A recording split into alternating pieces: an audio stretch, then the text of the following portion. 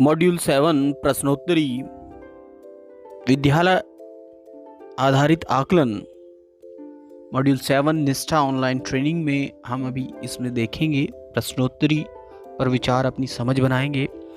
जैसे कि पहला ही क्वेश्चन है कि गणित में सीखने की अक्षमता का आकलन निम्नलिखित परीक्षणों में से किसके द्वारा उचित रूप से किया जा सकता है। तो पहला ही क्वेश्चन आप देख रहे हैं,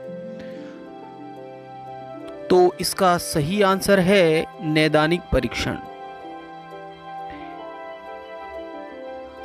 नैदानिक परीक्षण इसका सही आंसर है।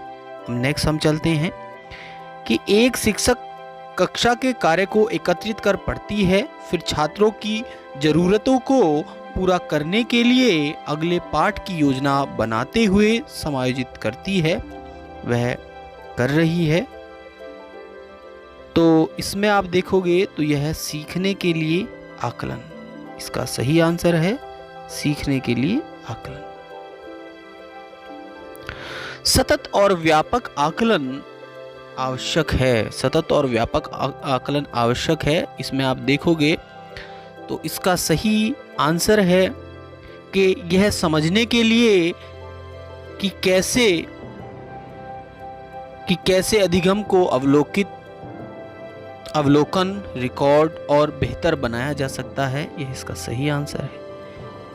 निम्नलिखित में से कौन सा एक उपयुक्त प्रारंभिक आकलन कार्य नहीं है। तो इसमें से आप देखोगे, ये जो क्वेश्चन आपको स्क्रीन पर दिख रहा है, निम्नलिखित में से कौन सा एक उपयुक्त प्रारंभिक आकलन कार्य नहीं है। तो इसका सही आंसर है बच्चों की रैंकिंग, यानी कि छात्रों की रैंकिंग। यह उपयुक्त प्रारंभिक आकलन का कार्य नहीं है। कक्षा में समूह गतिविधियों द्वारा छात्रों में निम्नलिखित में से किसे विकसित किया जाता है। तो किसे विकसित किया जाता है, तो इसका सही जवाब है सहयोग, यानी कि समूह गतिविधि से सहयोग की भावना, यानी कि सहयोग को विकसित किया जाता है। इसमें सहयोग इसका सही आंसर है। छात्र अधिगम मानदंड हिस्सा है। छात्र अधिगम मानदंड हिस्सा है। तो इसके लिए आप देखोगे तो इसमें सही है सीखने का आकलन। तो ये सीखने का आकलन अधिगम का मानदंड है। निम्नलिखित में से कौन सी विद्यालय आधारित आकलन की प्रमुख विशेषता है। तो इसमें आप देखोगे योग्यता आधारित गतिविधि। तो इसमें है योग्यता आधारित गतिविधि विद्यालय आधारित आकलन की मुख्य विशेषता है।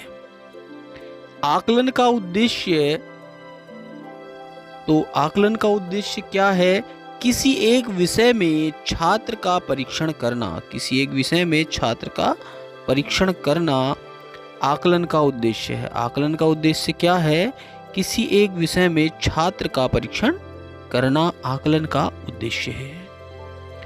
निर्देशन के अंत में उपलब्धि का आकलन करना है। तो इसका सही जवाब है सीखने का आकलन। निर्देश के अंत में उपलब्धि का आकलन करना सीखने का आकलन है। अधिगम का अनुवीक्षक आकलन हिस्सा है। तो इसका सही आंसर आप देख रहे हैं स्क्रीन पर, तो रचनात्मक आकलन का हिस्सा है। तो यह रचनात्मक आकलन का हिस्सा है। इस तरह से हमारे ये 10 क्वेश्चन कंप्लीट हो गए। अब हम स्कोर पर एक नज़र डालते हैं कि स्कोर कितना आया है। एक क्वेश्चन मिस्टेक हो गई है, कहीं हो सकता है, तो ये 9 आउट ऑफ 10 है। यदि वीडियो आपको पसंद आया हो तो प्लीज़ लाइक, शेयर और सब्सक्राइब माय चैनल यदि अभी तक आपने सब्सक्राइब नहीं किया है। Thank you for watching this video.